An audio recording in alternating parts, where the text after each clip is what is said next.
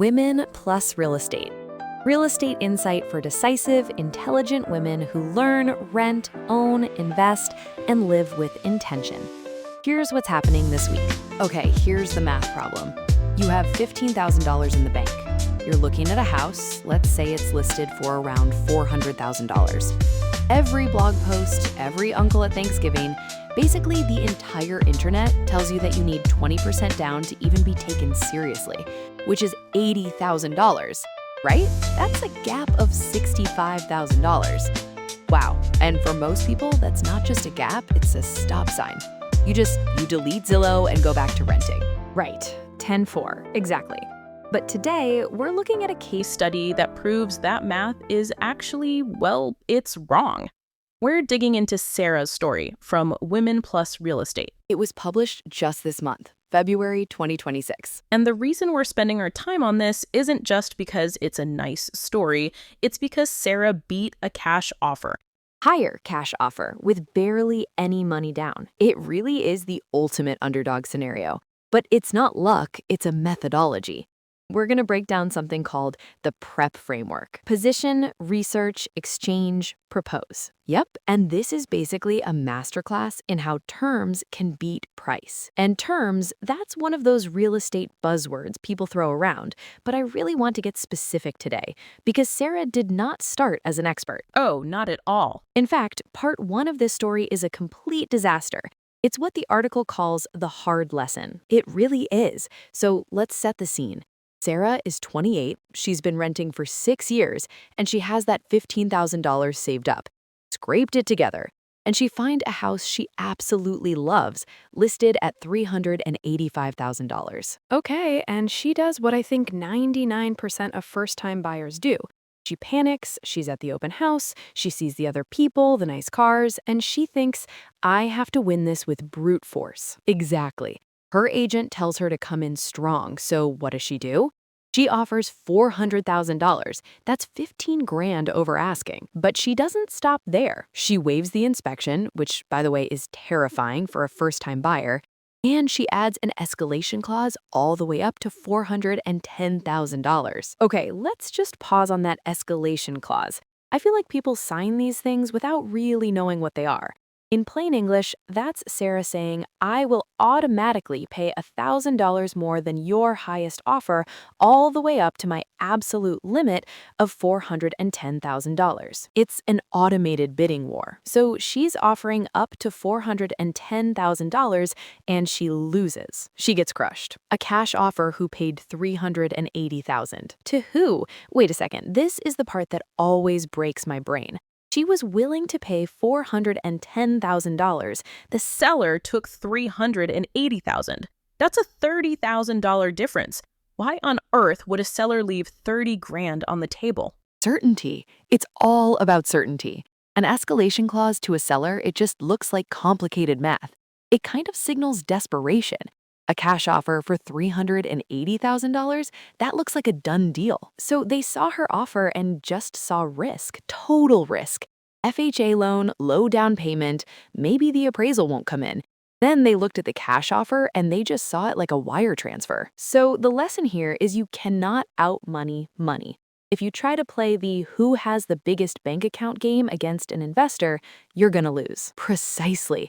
You have to change the game, and that is what Sarah did. She didn't quit. She found another house listed at $395,000, and this time she uses the PREP framework. So step one is position. Position sounds a little bit like corporate speak. What does that actually mean for a buyer who has no cash? It means an audit, a really ruthless audit of your own leverage.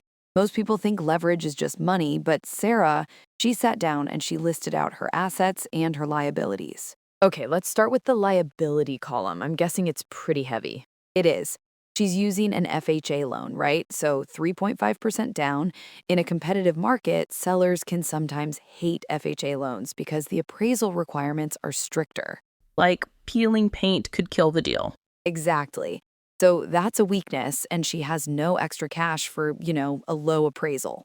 Right, but then she looked at her assets, and this is where the whole mindset shifts. She realized her biggest asset was her lease. Yep. Right, a rental lease? How is that an asset? Because she was month to month. That means she didn't have to move on a specific day. A lot of buyers are trying to time the sale of their current home with the purchase of a new one. It's this whole domino effect. If one falls, they all fall. Right, but Sarah was unencumbered. She was a first-time buyer with no chain. She had time flexibility. Okay, so that's her poker chip. That's your poker chip.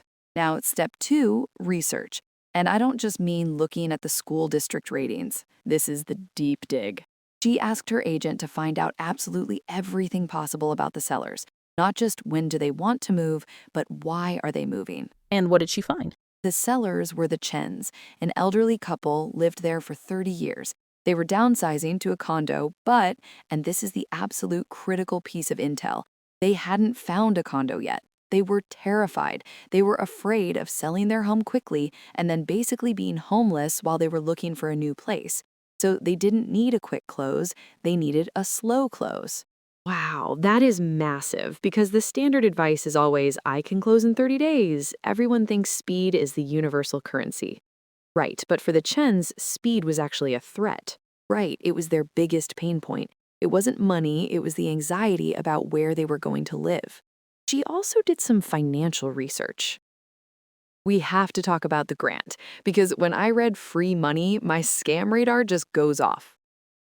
She found $7,500 just sitting there. Of course, it does sound too good to be true, but it's real.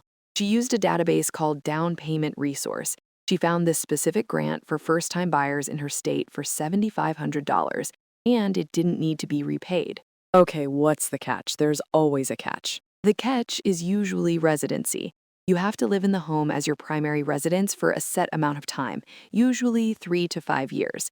If you move out or sell before then, you have to pay it back. But Sarah planned to stay, so for her it was basically free equity. Exactly. So she takes her $15,000 in savings, adds the $7,500 grant. Now she has $22,500.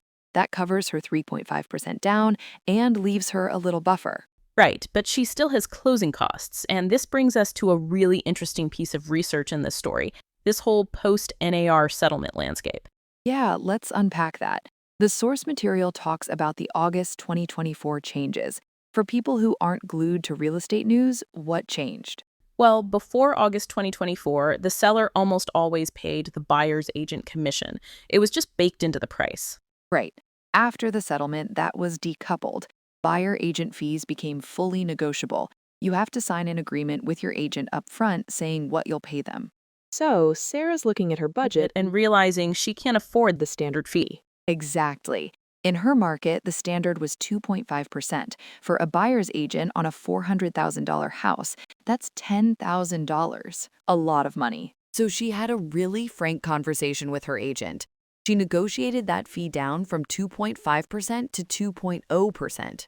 0.5%. Does that really move the needle that much? It saved her $1,975.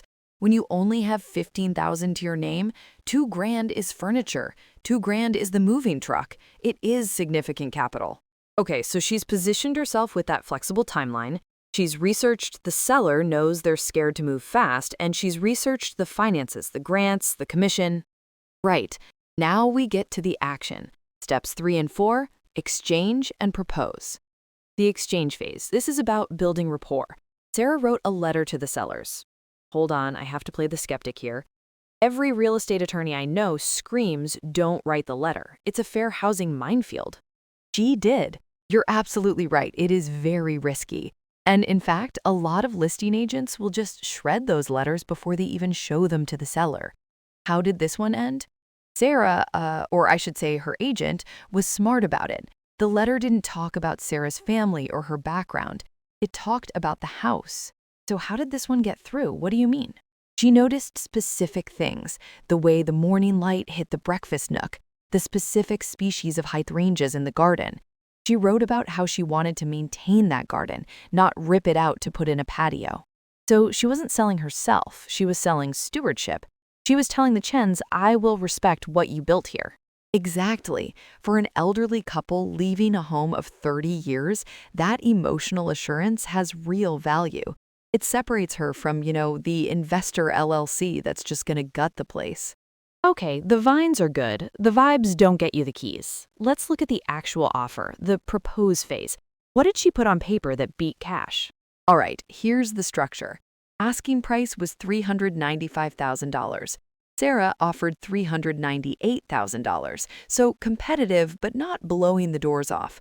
But here is the killer term. She offered a 60-day close with flexible possession. Right, 60 days. 2 full months. And she told them, look, if you need a few more days after closing to move your stuff, we can work that out.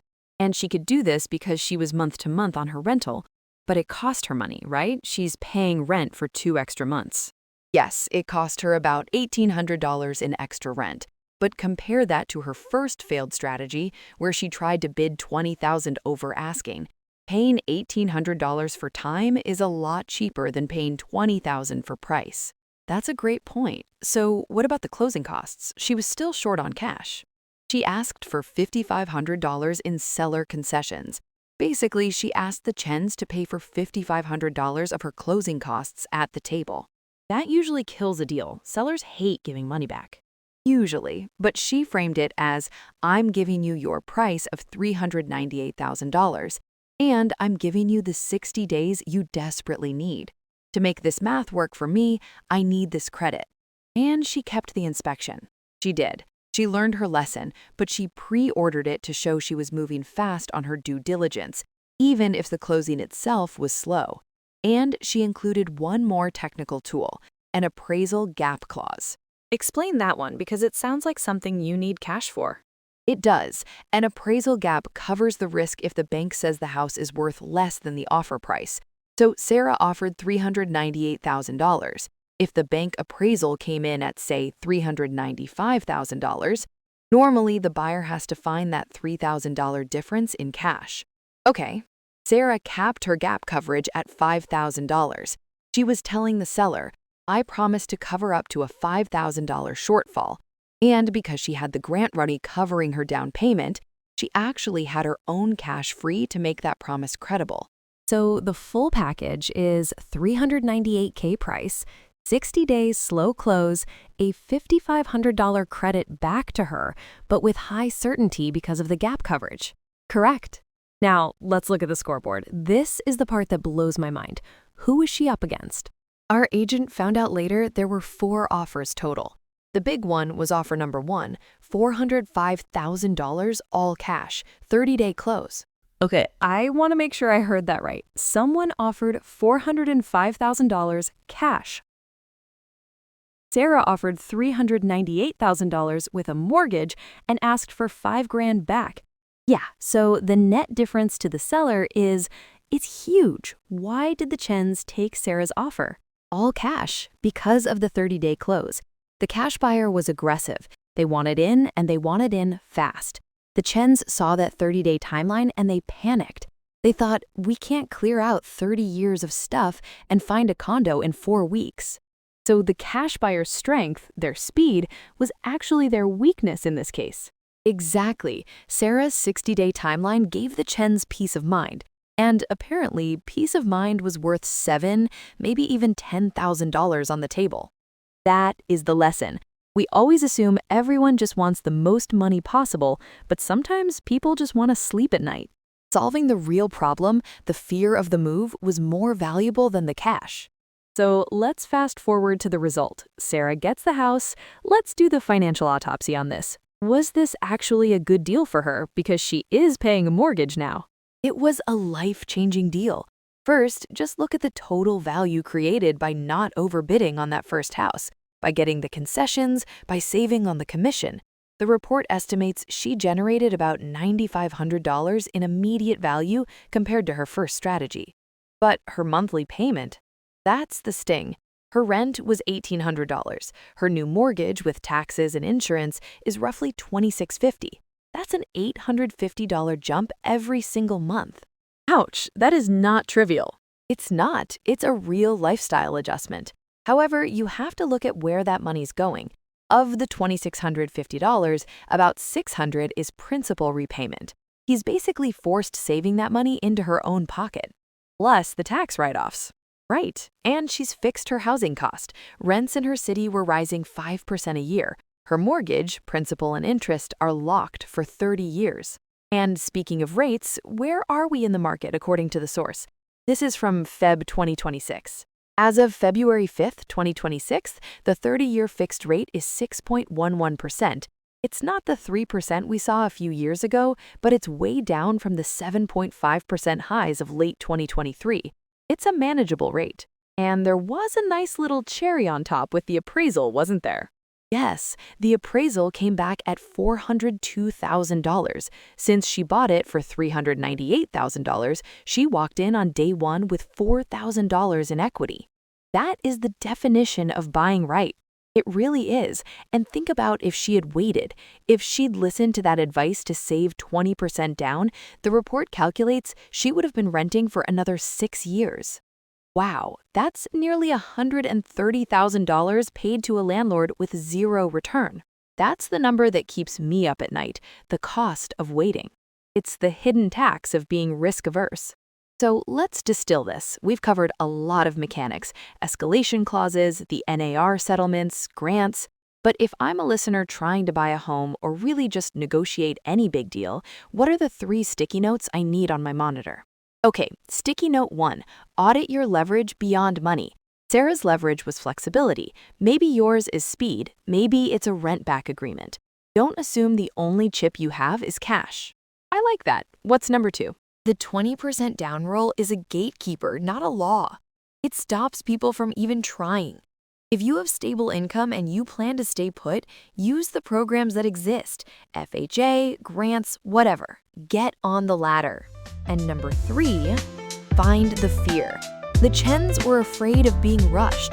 The cash buyer completely ignored that fear. Sarah solved it.